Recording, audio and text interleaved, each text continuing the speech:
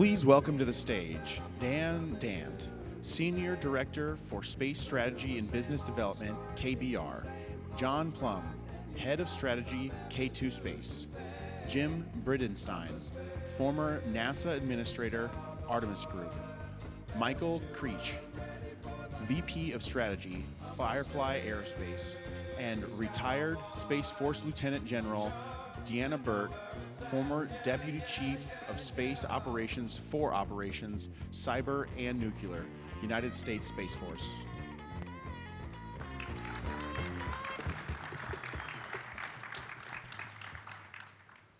All right, fantastic.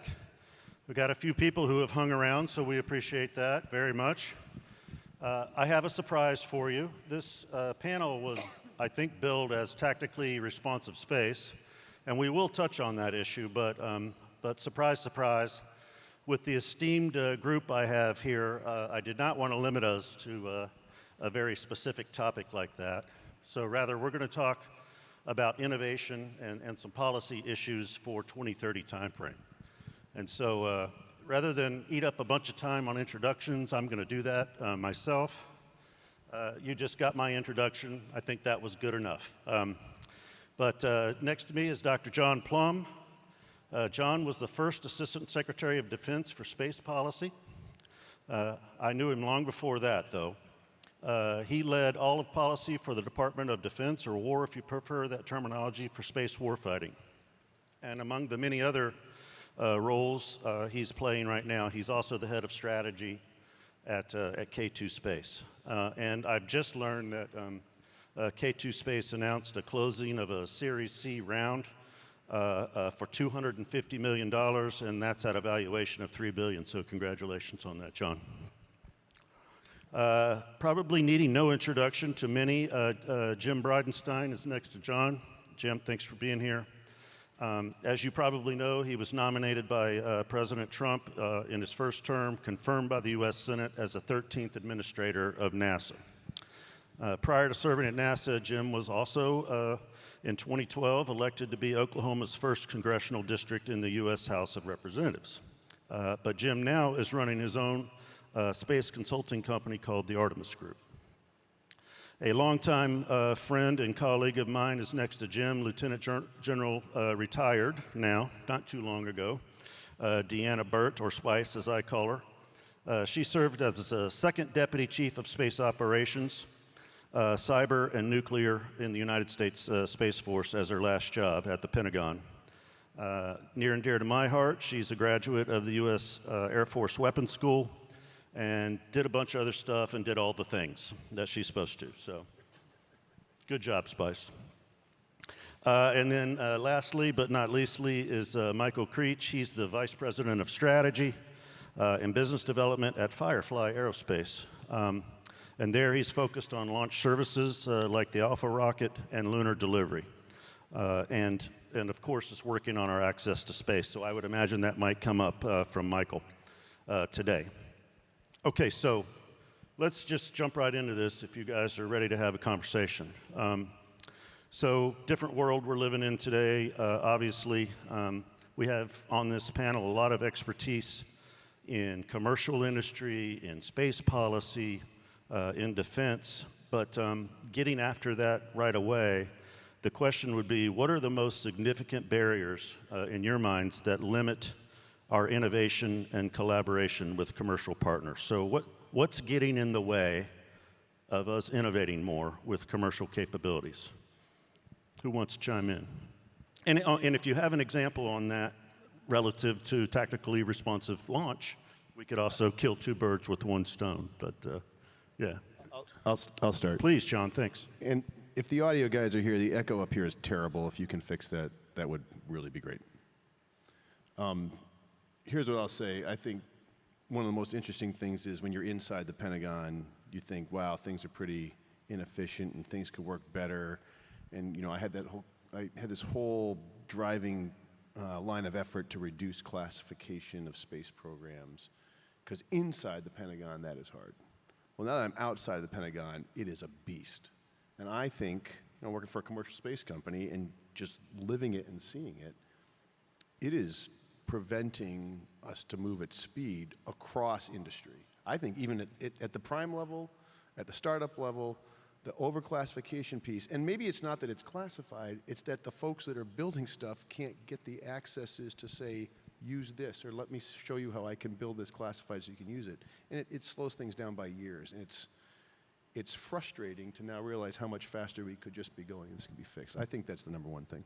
Yeah, If I and could pile on, I think it's not just the security classification. I think Secretary Mink mentioned it this morning. It's that culturally we have had it beaten into our heads that we can't talk about space superiority. If you talk about any domain, that's why the services exist, is to be able to fight and win in their domain. And I think we've been taught not to talk about the word offense or defense, or to talk about chaff, flare, stealth, decoys. All the same warfighting things that happen in every domain need to be thought about generically, just to talk about the warfighting framework in space.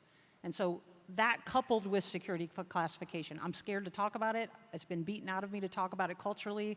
And then on top of that, the classification. So I think both of those compound themselves to make it difficult as a barrier to talk to industry. We absolutely need an industrial base. And we need multiple companies looking at these capabilities for us to ever achieve space superiority. So we have to break through on both fronts, I believe. Mike? No, I think just to like add on to the classification, I think taking it to a next level, it's like there's just the part of having the ability to get access, because like companies go through the next step of building out facilities and infrastructures to support. It's an incredibly long, drawn out process that is very, very niche, very expensive, and is a huge barrier to entry to small companies. So, you know, we could get an FCL and have clearances, but actually then building out spaces to go and execute these potentially overclassified programs is a major barrier to entry, especially for smaller companies. How long does it take to build a skiff? At least 18 months. 18 months. John, would you say that's accurate? Well, remember, first it took us 15 months to get our FCL, right? And so then another 18 months to build the skiff, although it isn't yet clear to me if building the skiff is the same as being able to put anything in the skiff that you want in the skiff. Can you get that skiff certified? Right. So it piles on it. It's incredibly inefficient. It's incredibly inefficient. I don't know, Jim, you had more on that. No, I think it's overwhelmingly clear to probably everybody in the audience that the classification issue is very real and problematic if you want to be a commercial space provider. To kind of change the flavor a little bit, I would also say when over 60% of your budget is RDT&E money, it makes it really difficult to go get commercial capabilities to buy a service or buy data rather than buy hardware. So I think that in itself is a problem. And I would also say there is maybe a cultural shift that needs to happen inside the Space Force away from RDT&E money over to procurement money if we want to buy services rather than hardware to make things more commercial. But I would also say it's not just inside the Space Force. I would say, and I can say this because I used to be one of them, it's a problem in Congress. Congress likes to control spending. They like to control programs. They want to know where it's going to be built and how many jobs there's going to be. And if you're going to buy things commercial, off the shelf, gain commercial access to constellations, those types of things, members of Congress lose control. They don't like that. We're going to have to figure out how to fix that. And I think the right answer is it's like a Band-Aid. You got to pull it off. Jim, did you experience success at NASA in innovating with commercial capabilities? Yeah, and by the way, NASA kind of led on this. If you go back in time, long before me, it was commercial resupply of the International Space Station, where we're providing development money for sure, make no mistake. We're providing technology and expertise. But then at the end, a private company can sell services to NASA, but they can also sell services to commercial operators and to the Space Force or the Air Force at the time. So it was commercial resupply, commercial crew, and then when I was at NASA, we said, how do we take those models and amplify them? We created commercial lunar payload services to go to the moon commercially. We created commercial low Earth orbit destinations to replace the International Space Station with commercial space stations, and we created a commercial human landing system. So it can be done. In these particular cases, though, it's a little different because we're taking hardware that we would normally purchase, own, and operate, and we're buying services that is hardware that we're buying as a service. We're not buying data, we're not buying access to a constellation for throughput or capacity or whatever. So it's a little different for sure, but there are models out there that we took advantage of extensively, and I think the next NASA administrator is going to do even more. Well, and then I want to key off that a little bit. Like NASA Eclipse, and so Firefly was one of the NASA Eclipse providers landing on the moon. And I think those types of models actually allow commercial industry to behave commercially. I think we've heard a lot of wanting to leverage commercial, wanting to buy commercial, but then how we go through and procure it oftentimes has requirements that overprescribe the solution, or it drives us away from being commercial. So I think some of those programs you mentioned, Jim, really allowed commercial industry to behave like commercial industry, be fast, to take risks, try new things, be innovative. And I think it's a good model to look at elsewhere as well. Great conversation. Let's continue that conversation with a slightly different slant on harnessing that innovation. Let's talk about acquisitions and the acquisition policies. I'm told that we're updating the FAR now. I haven't seen that myself, but that's got to be a massive undertaking. But thinking about that and the timing maybe being ripe for some changes in our acquisitions policy, what reforms do you guys think that we could make in the policy or in public-private partnerships, new models, so that we could effectively harness more commercial capabilities, either in the national security arena or in space exploration? Thoughts on the policies?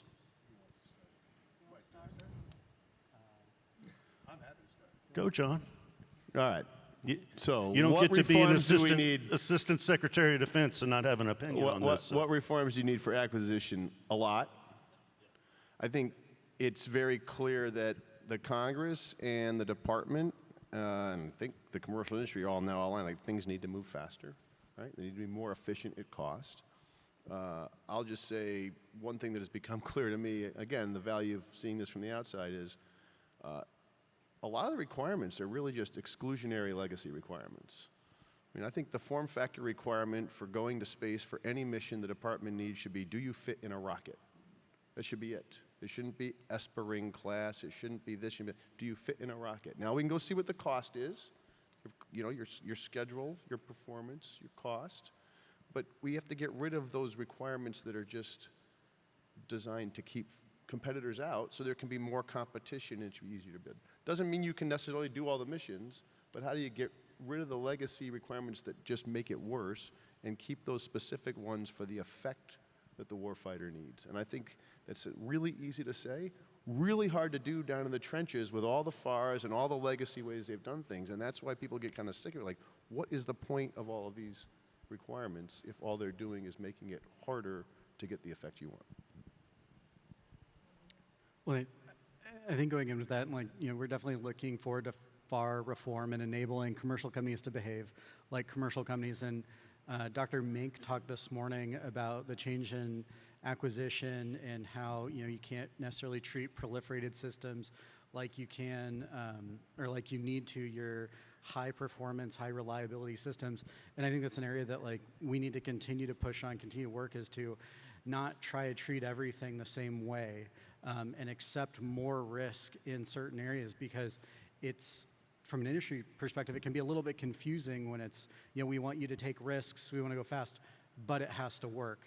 And I think then when we go through the acquisitions of it, then it just gets confused during execution, moving more towards that has to work. And so the risk acceptance, being able to go fast, do things differently, not needing overprescribed requirements, ends up falling away as the program progresses on. I think those are a few areas to improve on. So simplifying requirements, keeping them at the high level, and then being a little bit more prescribed at when and how we can keep risk, and continuing that through execution and not just abandoning it the day the contract is signed.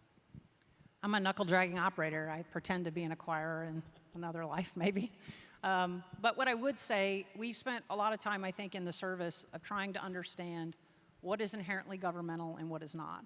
and to Secretary Mink's point this morning of where are we willing to accept risk and where are we not. Obviously, when we have to provide nuclear command and control for the nation, that's a zero-risk mission. Defense of the homeland with missile warning, zero-risk mission must be perfect. But then there are other things that we could say are not inherently governmental and that we could take risk and we could buy as a service or could work other capabilities for. And I just think clearly defining what those are and being able to translate those to industry so they know where to spend their limited R&D or where they're going to go procure and build capability, I think would be important. And so that open communication of where we're separating, where we're willing to accept risk and where we're not. We talk about it, but how do we actually say these are the programs I'm willing to go in that fashion and to buy it as a service or to get it from commercial, I think would be helpful. I've heard many on the stage of all our acquirers, guardians talking. I was on watching a launch panel earlier, and they talked about reverse industry days. I think those are very important to look at what's the art of the possible that the industry can do, because I don't think we always know that as government. And when you have operators and acquirers in the room looking at different contracts, it helps to have that dialogue of, hey, maybe we should go take a risk and buy that. So I think more we have those conversations with reverse industry days, I think are important. I would piggyback on that. There's a lot of very young guardians in the room that might not know what reverse industry day means, but the idea is instead of an industry day where the government comes and says, here's a problem, how do you solve my problem? It's government coming and saying, what are all the solutions you have to problems that I don't know that I have? Like, tell me what is out there that I don't know about? And there's a lot, especially today compared to even 5 years ago. There's a lot happening that we can, so I love that idea. I think we need to see a lot more reverse industry days. I would also say, when we talk about the differentiation between like exquisite satellites and then, I hate to say it, but maybe capability that might be more expendable, we're willing to take more risks. We think about like NSSL Lane 1, where we're saying these payloads we're willing to take a risk on. I think it's important that on those types of capabilities where we can take some risks, we can apply models that we don't normally apply to the other things. And by the way, there's a lot of models historically that exist that we can piggyback on. Long before I even got to Congress, WGS was selling capacity to a consortium of nations. I think it was led by Australia at the time. That's an exquisite capability, certainly in those days. But the question is, can we do that today? And maybe today, could we do it where instead of Australia buying capacity from a US government-owned and operated system, can the USA buy capacity from a system that might be more allied rather than just owned and operated by the United States? And kind of reverse it to where we're buying capacity from our partners. Because when we think about the future, and I love the Space Force talks about allied by design a lot. I think that's going to be a significant change. And we need to start thinking about, especially for a lot of these capabilities that aren't exquisite or necessarily have to be American specific, can we partner in ways that we haven't partnered? The way Australia partnered with us back in the day, could we do that with others going forward? That's fantastic. Let's continue our conversation with a topic that's near and dear to my heart. I know it's also to General Burt's. This idea of space superiority. This is, by and large, why we have a Space Force. And it can be sensitive at times to bring this up and talk about it. But on the one hand, we have a Space Force that is designed to really control that domain for if and when we need that domain for military purposes. On the other hand, you have to balance responsible behavior in space, and diplomatic efforts, and be an example and a leader on getting other countries to operate in a responsible way in space. And so, my question to you all is, how do we achieve that balance from a policy perspective? Where we know that we need security and reliability, but with that comes a risk tolerance, because we need to achieve, in some cases, space superiority. And so how do we navigate this water? And, what's more important? Well, I don't think either is more important than the other. You need both. To your point of the balance, we buy bombers, we buy fighters, we buy other things. That doesn't mean I'm necessarily going to start bombing people willy-nilly. There's a process that you have to have capability in order to have deterrence. I have to be able, if I'm going to, from a diplomatic perspective, issue a threat or say, if you do this behavior, it will result in this. Whatever form of U.S. governmental power we use across the dime, that's great. But if you come with the military arm, then there has to be the ability to withhold and have a credible capability to actually do the threat you just threatened. And if you don't, then deterrence just isn't there. And so I think we have to build the capabilities. We have to be able to talk about them. Been very pleased today to hear Secretary Mink talk about it. Again, how do we change our culture to talk about it more? I saw General Saltzman, I saw General Whiting just previous to us talking about space superiority and how it's part of his principles and priorities. So I think we're getting to where we're talking about it more openly. We have the warfighting framework that the Space Force published earlier in the year. So the more we talk about it and the more we normalize it with the American people and they understand the threat, I think that starts to be able to be balanced. Not that I'm going to go out and just start killing satellites. No, I have the capability, and if the U.S. is threatened or a war extends into space, we're ready to fight and win for the nation, which every service is required to do in their domain. So I just think it's a little bit of the messaging, how we roll it out, and making sure the country understands the threat. I was really excited to see Space War, the 3-part documentary. Again, having people understand the threat is the hardest part. Chief Lurch did a great job at the unclassified level talking about the threat this morning. The more we can talk about that publicly, outside of this room, because everyone in this room understands what that threat is. How do we get external to the public? And I think that Space War documentary is going to be huge. Great. John, what about the responsible behaviors? I know you've been involved in that in your last job. What do you think? Yeah, I mean, first of all, I just want to say, agree with Spice generally on this whole point, which is the way to prevent having to deal with the ramifications of a conflict in space is to be strong enough, right? Peace through strength, frankly, right? You have to be strong enough and credible enough that that's enough of a deterrent that it keeps the lid on. And that's the military's job, has been for years, right? And so I think continue to do that, but that requires a credible capability. On responsible behaviors of space, right? I mean, I don't believe I'm the only person that would say the best version of any type of conflict in space, if it had to come to that, would be non-kinetic, where you don't cause more debris, right? And what you need for that is to continue to develop kind of this understanding globally, because there are other nations in this equation, that space is this thing that we are all using and is essential, and so how do we protect it? And,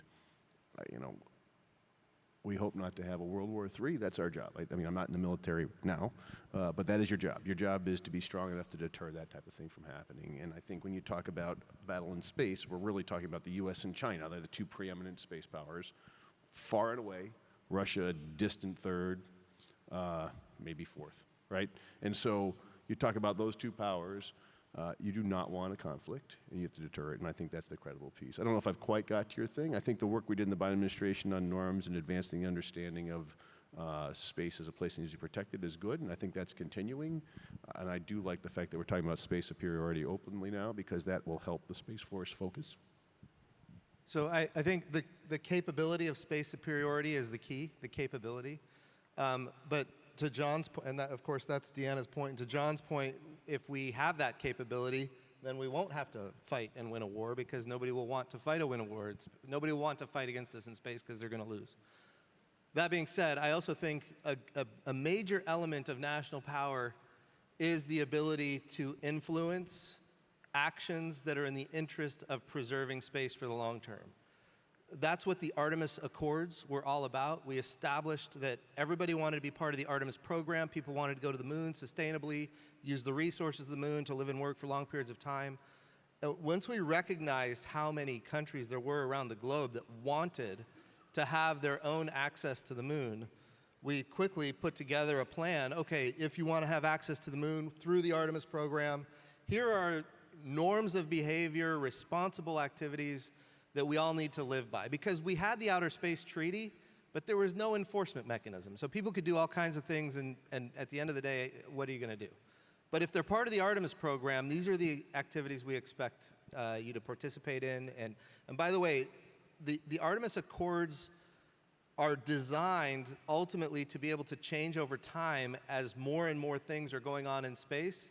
We need more transparency. We need to make sure that there are tools that enable everybody to know that there is security in space without having to go to war. I would also say we're seeing right now the implications of space debris in low Earth orbit as it relates to the Chinese space station. So when we put humans in space, any nation that has humans in space, they're not going to have an interest in wrecking space with more debris.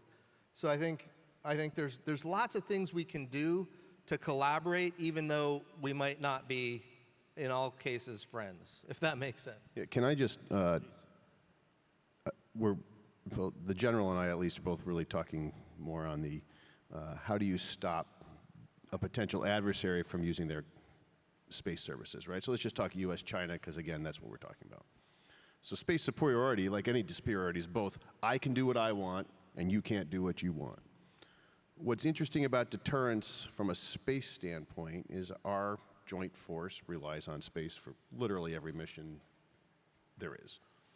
And if you can build a system that allows those services to continue to the warfighter, whether or not the adversary takes action against part of your constellation, that's a huge deterrent as well. Because now you can't stop me, right? Even though maybe I can still operate in space. So there is two weird sides to this coin. I feel like it's more distinct in space than in the domain, which is to be able to continue to access space is a deterrent as well, which is different than any type of offensive capability. That is true, yeah.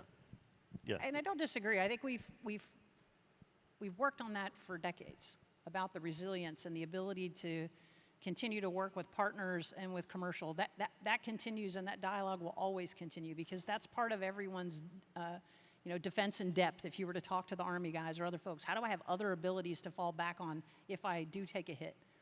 But I think we need to be very crystal clear that we have to have the combat capability and the lethality to strike back if asked for by the president. That's our job, is to provide options. Needs both. And I think doing that in a responsible way. So again, just as we have laws of armed conflict in across the board, how does that apply to space, and how do we get to those norms of behavior? So to your point, I guess I would ask, Jim, and I don't know this, if I'm sign up to the Artemis Accord and then I do some behavior that has been defined in the Artemis Accord as not responsible, am I booted from the club? That was the intent. Okay. Now, is it going to be enforced that way? I don't know. I'm not there. And that will be key, because again, if you're going to get people to follow norms of behavior, there has to be a stick. There has to be some form of cost imposed. Accountability. In order to do that. And so whether it's diplomatic, whether it's I'm kicked out of the club, whatever that is, I'm glad to hear that, though. I had not heard that before. To John's point on deterrence by denial, or these economies of force, when we talk about, if it costs them $1 billion to launch an ASAT missile, anti-satellite missile, and they knock down a $5 million satellite, over time that doesn't sustain, which I think is a deterrent in itself. I want to talk to Michael for just a second about tactically responsive space, because that plays right into what John was talking about. If you have access to space, then all of a sudden it doesn't really behoove the enemy to take you out. Jim is clearly a better panel moderator than I am, so thank you for picking up my slack. I really appreciate you. I'm just teasing. That's great. Thanks.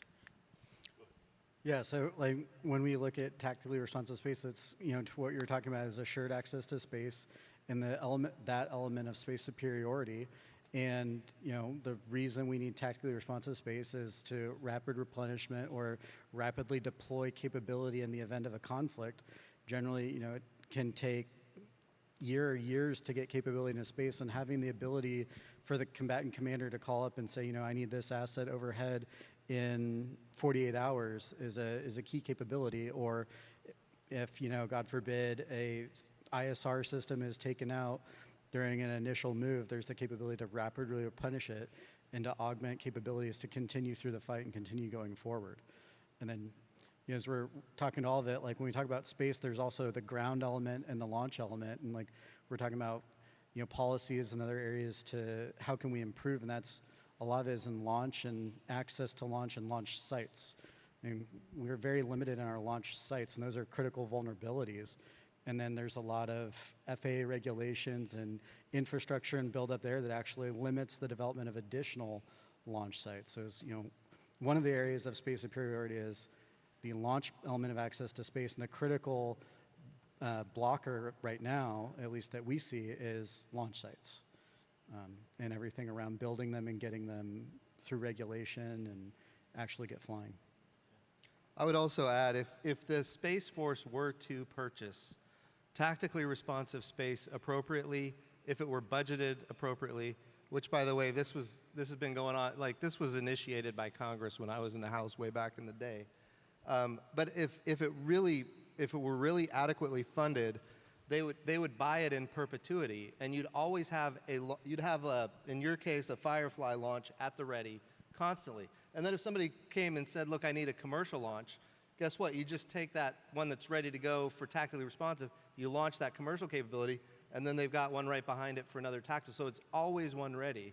It's a warm production line, that's right? it. Yeah. And that's the type of capability that we need to get to. Yeah, that's fantastic. That's a great discussion on that, and not all of us disagree on that, but very well articulated from multiple angles. We have time probably for one more. It's my favorite question. You know, we're talking about a time epic of 2030 here, but for each of you, if you could make, you know, one change to the U.S.'s space policies, or, you know, how we do business, whatever it may be, but one change for the 2030 time to better prepare us, you know, immediately, what would that change be in policy, or, you know, acquisitions, or anything related to that? You know, what's one thing we've got to get done if we want to be successful and lead space in 2030? So I'll piggyback on the last thing Michael said, which was launch capacity. I mean, that launch infrastructure, the ability to have more launches, that's what we need desperately. We need to make sure we get to a day where we can increase capacity for all players. And when I say that, what I mean is, if we increase capacity for one to the detriment of another, that's ultimately not the end state that we're looking for. We need to have increased launch capacity as a nation for the whole country. And that means we're going to need more launch infrastructure. It means we're going to need more launch land. We need to start looking at different places from whence we can launch. And there's lots of different ideas out there. I think this is going to have to be a full court press at a national level to get to a point where we can do that. I mean, there are policies, I believe, correct me if I'm wrong, John, but policies that limit what, you know, using overseas launch. There are. facilities. Those are congressional. Yeah. Now, I think if you asked me to change one thing between now and then, is continuing to build the industrial base that we have. Unlike the other domains who all started in the entrepreneurial world, and then we took capabilities and made them warfighting capabilities. So think Henry Ford builds a car, we put metal on it, it becomes a tank. Orville and Wilbur fly an airplane at the end of World War I, we realized we could use it to go over the trench warfare and do the things.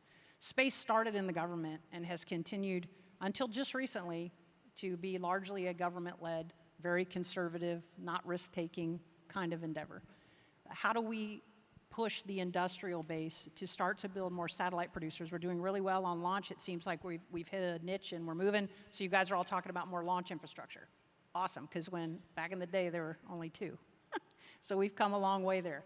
I think the next step is, how do we continue to keep pushing satellite capacity and building that warm manufacturing line that if you had to do tactically responsive space, you have capability that can be quickly launched and pulled out of a hangar and ready to go. We just don't have that sitting around, and we don't have the ability to do that. And I think to really move that, we have to start getting a budget on time. Small companies, to build that industrial base, most of us, I know John talked about it, when you're out in industry right now working with small startups, it kills them to not get a budget on time.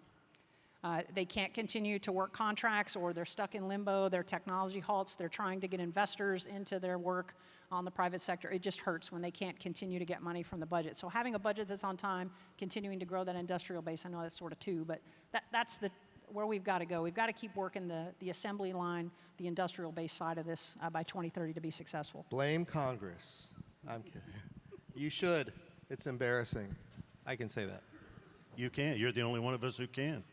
Michael, what do you got? Well, I think Jim took mine with launch access. So I'd go with kind of what we talked about a little bit earlier, is acquiring things commercially, going to commercial acquisition models, as a service models, you know, like we saw with the NASA CLIPS program and other programs. Because when we say leverage the commercial industry, like part of it is let commercial act how commercial acts. Like, it's not just buy what they've all already developed, but let them innovate, go fast, break things, learn, and get it done. John? Yeah, so I'm going to build on all that, which is I do think this issue of we've got an administration that is, and a Congress that is looking at how do we move faster for defense and in particular for space. And I think that's absolutely right. We've got this big push coming right now on, all these commercial companies, mine included, K2 Space included, right, starting to really show some teeth. We've got some things that could be useful. I think that classification piece is getting in the way. And let's just pull back. You say 2030 is a perfect time frame. I'm sitting here thinking about my answer. Right now, the FY28 Plumb is being built. 28 Plumb, right? That means right now, folks in the Pentagon are thinking about what kind of money I want to put in my 28 budget, which, as we all know, gets passed, roughly January of 29. Did I get that right? Maybe it's January 28. Funny man. Anyway, but the point is, and that's just the first year of a new program. So if you wanted a small constellation by 2030, we're talking now. And one of the things that gets in the way of accessing all these really cool companies that are out there is this classification barrier.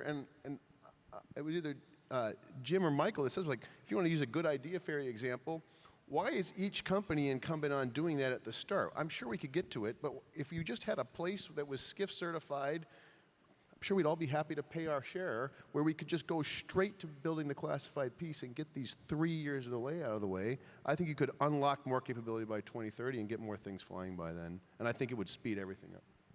Yeah, I was hoping if you didn't say the classification, I was going to offer that as mine as well. It's nice to come back around to where we started. Full circle. Yeah, and it's a big problem. Many have tried to solve it. Yeah, I start to think that you can't. It's so hard to solve it through the channels that exist to slowly knock down the classification guide of every legacy system. Do we just need a wholesale restart? You can try that, but that's really hard. But so what if you worked in the system and just said, okay, I will continue to work to bring things down, but I'm also going to bring companies up and in. And that's the part that takes 3 years, roughly, maybe more if you actually also want a computer. So like, how can you speed that part up, which I think at least gets rid of this problem of each individual system and somebody trying to work through how do I reclassify all this thing. It's really, it's a bureaucratic mess is what it is. And there's been efforts, and they're ongoing now. There are programs where industry people get, let's say, indoctrinated, get brought in under the tent. But my experience with it, and I don't know if it's changed, was that typically ended up being a very senior executive in a big company, and not necessarily the person who understands, who's going to bend the metal and turn the wrenches, and it doesn't get down to the right level, and maybe it's one billet that's offered. So who are they going to go back and talk to? Right. Nobody, right? And so it just doesn't go anywhere. So, yeah. Okay, we're pretty much wrapping up here. Any reattacks? Final thoughts from anyone? There's a really good discussion, and that's what we wanted. We wanted to have a discussion with you guys, and not overly structured. And so, if you don't mind, how about a round of applause for our panelists? Thank you, guys.